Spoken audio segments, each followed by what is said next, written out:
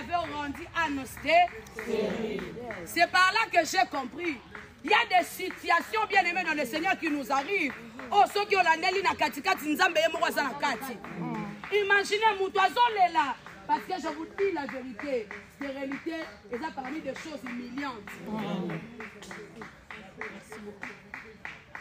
Mais Dieu, donc Nzambe aza ote, il y a humiliation, il y a amour. Namona ebisa peuple Nzambe boye na tongo lelo. Eza na ba combat ebele. Mutu aza na hauteur nango Nzambe. Ba échec ebele okuteli nango na vie. Ba soni mususu okuteli nango na vie. Mutu aza na cesse nango eza nani? Nzambe. Écoutez bien aimé dans le Seigneur. La Bible dit un homme que j'aime bien. Cet homme s'appelle Jacob. Il arrive quelque part.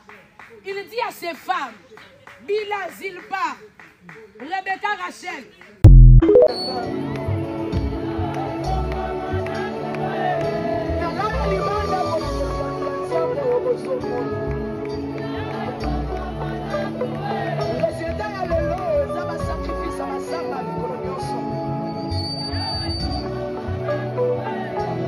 Shaka